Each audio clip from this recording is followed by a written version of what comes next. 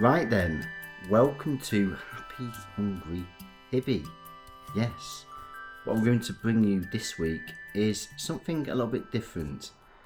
I'm now going to start doing book reviews, and I'm going to do it in nothing better than the own comfort of my humble abode. Now I am in Hibb's book club corner, and I'm going to bring you a review of a very much anticipated book from Sam Cooper, and it is the Fermentation Kitchen. Now, I've been waiting for this to come out for quite a while. I had it on pre-order.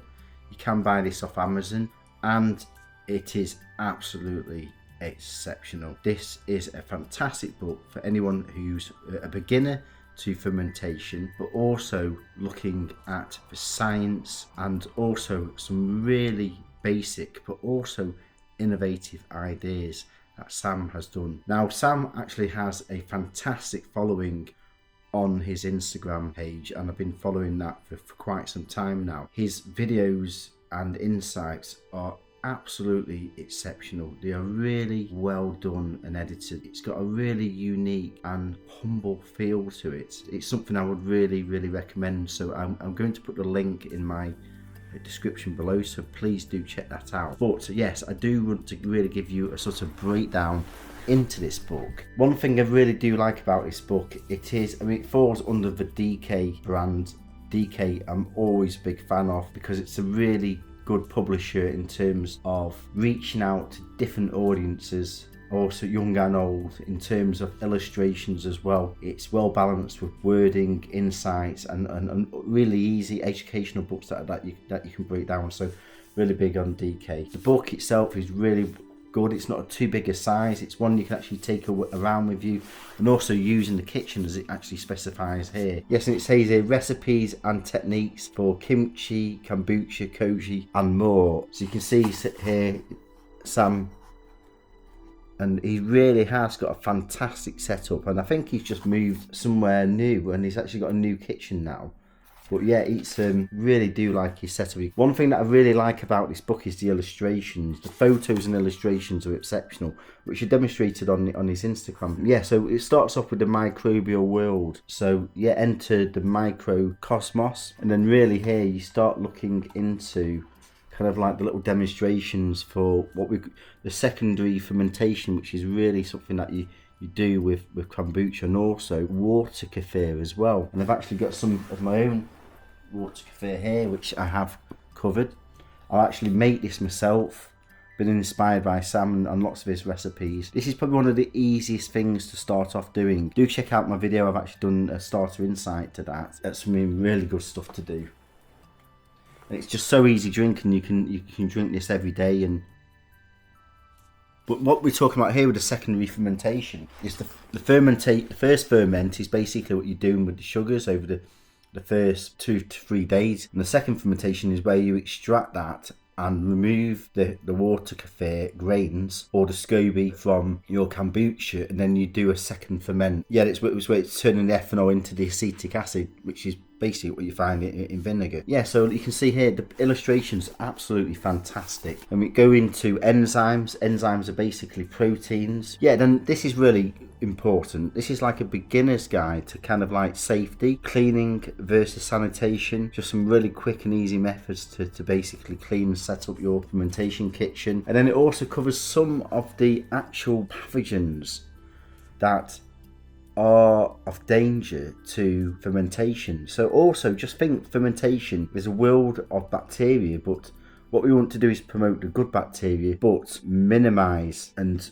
try and eliminate the bad bacteria as well. And by these good practices you can really reduce these kind of pathogens, and Clostridium botulinum is a real bad one, Salmonella and other ones like E. coli. So yes, like the illustrations again, it really just shows you kind of like what these look like under a microscope. Then it breaks down the living food, because that's, basically food is a living matter. So navigating ferments, ingredients, time and temperature, very important. Motion, salt and acid also play a very important part of fermentation. What salt does, what the acid does. pH and acidity scale, this is really key, absolutely critical with fermentation and different food products here. And then we talk about oxygen and aerobic and anaerobic. Anaerobic is actually how bacteria survives without the use of oxygen. And yeah, inoculation, fermenters percentage, accurate measurements. This is really a technical scientific world, but it really does give you a basic understanding of this. And yeah, getting a setup, some of the equipment you can get. One website I do recommend is actually Happy Kombucha. That's it. So if you go onto their website, I've actually done a review, check them out.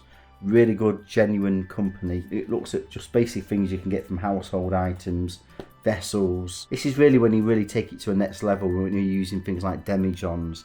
But just the use of crocks and jars, I mean, I just basically use jars. You can get by with them of different sizes. Airlocks, steamers, weights, pH meters, hydrometers, refraction meter, heating mats. This is obviously really does take this to a whole new level. I don't have half of this equipment, and I've been doing fermentation for years.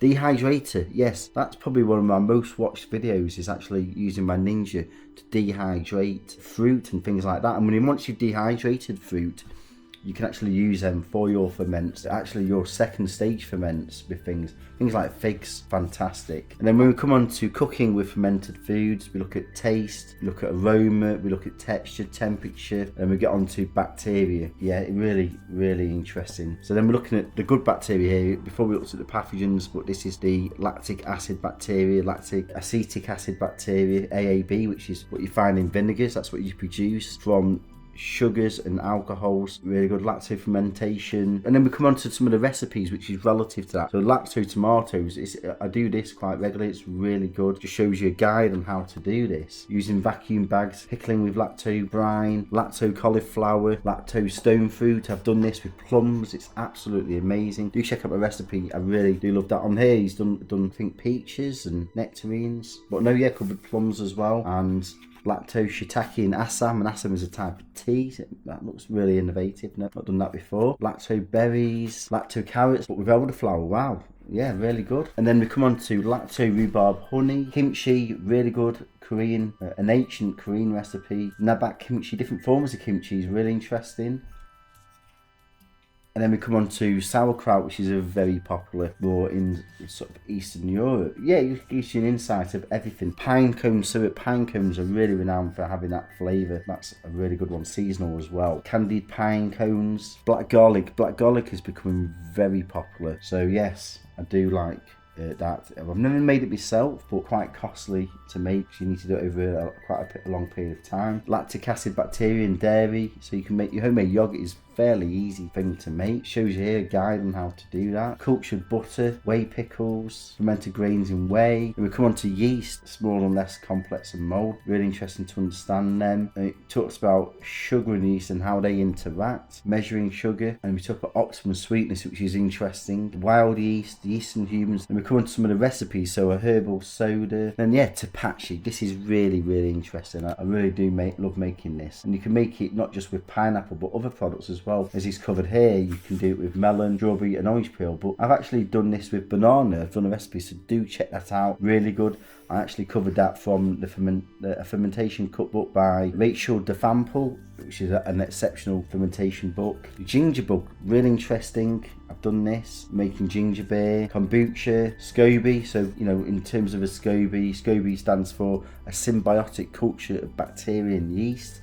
That's kind of like what it looks like. You can see it's, you know, it's almost alien looking. It's absolutely fascinating. That's basically what your kombucha comes from. Also, your water grains are a form of SCOBY as well. Black tea kombucha, and then different variations, and then oat beer, mead, sweet blackcurrant wine, vinegar. Now, vinegar is absolutely fascinating, and there is a fantastic book on that, and I've done a cookbook review. Check that out. Angela Cluton. The insight of that is absolutely amazing. So this shows you how to do that. I'm actually making my own red wine vinegar, which is probably about 2 years old now. Yes, and then we go into the world of mould. Really, really fascinating. Yes, mould, very, very complex actually. Tells you what it is. Yeah, then we go on to koji, which is basically a form of mould, and this is becoming very popular. It descends from Japan, and how they done it with the history here. It says how it was sort of come from Japan and Korea actually as well. And it shows you how you can make your own koji, growing koji. Wow. You know, it's really an art doing that. More for advanced sort of fermentation. And then you come on to mirin, which is a Chinese kind of rice product. And then shio koji, absolutely brilliant. I do have some of this in, and I've done some recipes with this. It's a fantastic product. And then you can make koji hot sauce, porcini garum. I mean, I've never heard of this before. Definitely heard of miso. You can actually make your own miso. And then koji charcuterie vegetables. Wow, I mean, look at that. It's almost like Michelin star food. You see there, you know, making your own products. It's absolutely amazing. Spelt and pea shoyu. And as we get towards the end of the book, it just sort of shows you kind of like a troubleshooter's guide as well, which is really good, just to sort of end it on and give you some sort of guidelines here, as you can see here. Yeah, so overall this book is an absolute must for beginners, and also those who want to delve into more complex things as well. But the best thing about this is that 2/3 of this book is actually for beginners, and some basic things to do. But I really like the innovation in this book, and some of the things you can really see how he's become an absolute master of fermentation, and it's so relaxing watching his videos. So yeah, please do go buy this book, really do recommend it. I'm looking forward to actually doing a top 5 fermentation books, and this would definitely feature in my top 5 favourites. So yes, really hope you enjoyed this video. Please do subscribe, lots of love and passion going into this. Also check out my place, I'll put the link for cookbook reviews, and I've done quite a few on fermentation. I've also done one on James Reed. It's a lovely book, you know, that came out last year. So yeah, hope you enjoyed this review, and take care. Bye bye.